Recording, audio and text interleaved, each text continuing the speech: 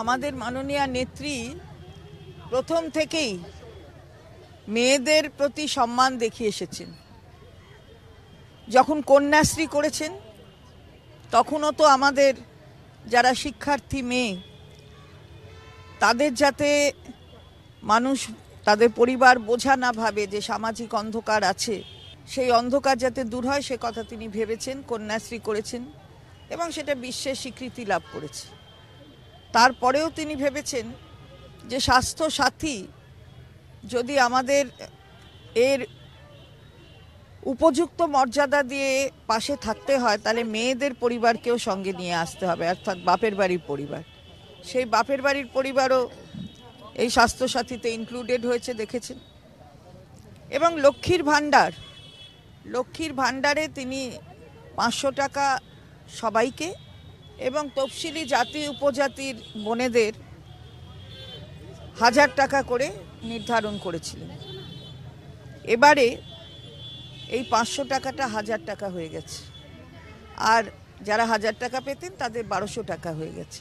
তো মাননীয় মুখ্যমন্ত্রী সবসময় মেয়েদের রাজনৈতিক, অর্থনৈতিক ও সামাজিক সম্মান দেওয়ার লক্ষ্যে তার কাজ থাকে। তার যতগুলো কর্মসূচি আপনারা দেখবেন সব কিছুতেই মেয়েদের সামিল করেছেন। আজকে মেয়েরা আনন্দে আত্মহারা।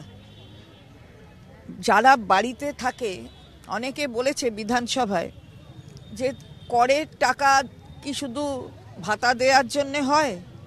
করের টাকা কিন্তু ভাতা যারা নেয় তারাও কিন্তু করের টাকা দেয়। কেউ প্রত্যক্ষ করের টাকা দেয়, কেউ পরোক্ষভাবে পরোক্ষ করের টাকা দেয়। এই যে বাজারে জিনিসপত্র কিনে তারপরে বাড়ি পরিচালনা করে তারা কি করের টাকা দিয়ে জিনিসপত্রটা কিনছে, তাতে করের টাকা যুক্ত থাকছে, সেটা গিয়ে দিচ্ছে না সেই জিনিস কিনবার সময়? ফলে ওদের টাকা ওদের হাতে দেওয়া হচ্ছে। এটাই মাননীয় মুখ্যমন্ত্রী সবসময় করে থাকেন, সেটাই করছেন এবং আজকে মেয়েরা সম্মানিত হচ্ছে। সাধারণ মহিলারা তো আমাদের সম্পদ, আমাদের কর্মীরা তো আছেনই, সাধারণ মহিলারা আমাদের সঙ্গে সংযুক্ত হচ্ছে না। তাই দেখে ভয়ে ভ্যাবাচাকা খেয়ে গেছে একেবারে বিরোধী দল। কারণ দেখছেন তো যে ওই মেয়েদের এবার ধরার কায়দা ভাবার চেষ্টা করছে। আমরা বারবার বলেছি যে এই সমস্ত অপচেষ্টা করে ভুল বুঝিয়ে ভোট আদায়ের অপচেষ্টা, এটা মেয়েরা মেনে নেবে না। সুতরাং আজকে 33% সংরক্ষণ একটা গাল ভরা গপ্প।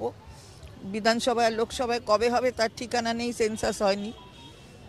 যখনই আমরা বলি তখনই বলে রেউড়ি দিচ্ছে, ভাতাটা কেন দিচ্ছ, সব কিছু এই ধরনের কথাবার্তাই তারা বলে থাকে। ফলে তারা আজকে বিভ্রান্ত হয়ে পড়েছে।